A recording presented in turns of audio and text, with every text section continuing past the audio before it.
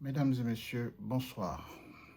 Chers frères et sœurs, c'est avec gravité que je me permets de prendre la parole pour parler de la situation dans notre pays, le Cameroun. Je m'estime légitime et autorisé, en ma qualité de citoyen camerounais, à donner mon avis, mais aussi à prendre position dans ce qui n'est rien d'autre qu'une attaque et une déclaration de guerre contre notre pays et contre le peuple camerounais tout entier. Je ne vais pas revenir sur les prémices et les causes de la situation actuelle. Nous les connaissons tous. Des gouvernants qui, pendant plus de 4 décennies, ont ignoré la voix du peuple, plongé le peuple dans une misère chronique, assassiné des milliers de fils et de filles de notre pays, volé l'avenir de plusieurs générations de Camerounais, et enfin, fait de notre pays la risée du monde entier.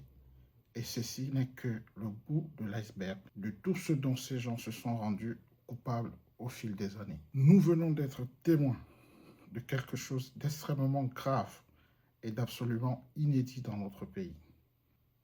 La 8e prestation de serment d'un président contesté par la majorité de la population, nommé par la Cour constitutionnelle après un tripatouillage et une manipulation grossière des chiffres, se prévalant donc de la légalité, le président Paul Biya, dans l'indifférence totale à la suite des contestations massives et à la répression macabre des manifestations post-électorales, a donc décidé de prêter serment sans aucune gêne.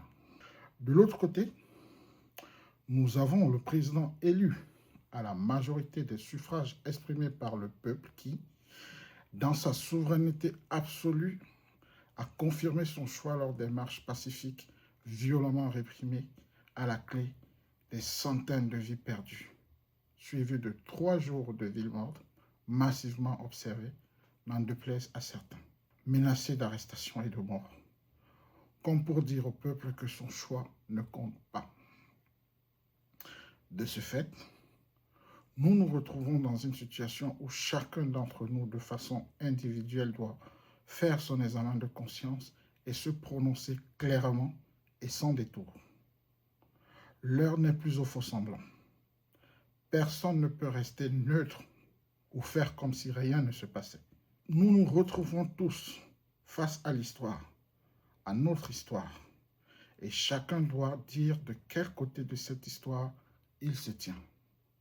Nous avons observé pendant des décennies notre pays sombrer, dirigé par une élite qui a clairement montré son désintérêt en ce qui concerne l'avenir du pays et de tous ses habitants, à l'exception d'un petit nombre.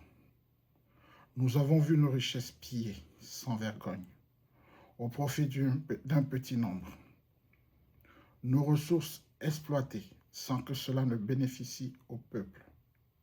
Nos vies dévaluées, notre honneur bafoué et l'avenir de notre jeunesse sacrifié sur l'autel des ambitions et de la voracité morbide d'un clan. Pendant plus de 4 décennies, nous avons subi, enduré et cautionné cela avec notre silence complice et notre passivité criminelle.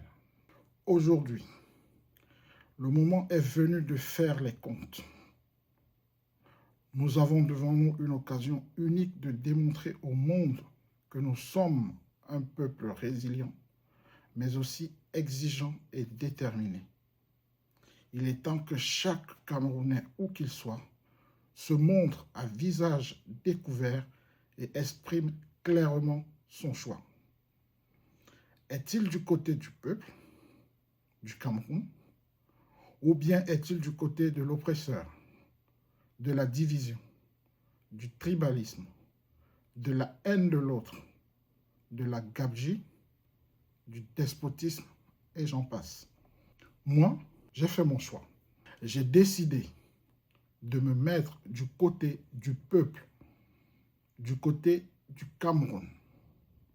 De ce fait, Je me joins sans hésitation au combat du peuple pour sa liberté, son droit à de meilleures conditions de vie, de meilleures écoles, d'un meilleur système de santé, à l'accès à l'eau potable, à l'électricité, à des routes qui ne sont pas des pièges de mort, à une meilleure redistribution des richesses du pays, à un emploi pour tous. Et enfin, et sans être exhaustif, son droit à la protection de la nation, dont l'État qui en est l'émanation doit en garantir l'effectivité. Nous ne pouvons plus rester silencieux en 2025 face aux injustices, aux meurtres, à la violation quotidienne de nos droits humains et à l'humiliation qui est infligée à notre pays aux yeux du monde par une poignée de personnes qui ont pris notre pays en otage. Nous avons suffisamment donné. Il est temps qu'on demande des comptes et qu'on sanctionne cette élite qui nous oppresse depuis si longtemps. Alors, je tiens à dire ici, et de façon très claire, que désormais, je vais joindre ma voix à celle de la résistance et parler. J'invite chaque Camerounais, de façon générale, et en particulier toutes les personnes qui me reconnaîtront et qui me connaissent, d'en faire de même.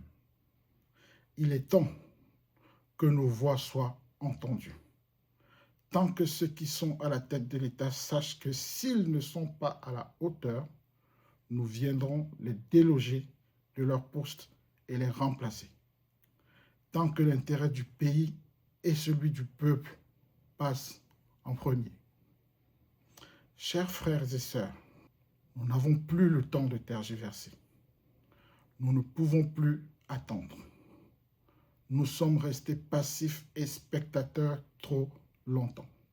Il est temps de prendre notre destin collectif en main et libérer une fois pour toutes notre pays de cette tyrannie qui n'a fait que le détruire et le ruiner pendant plus de 4 décennies maintenant.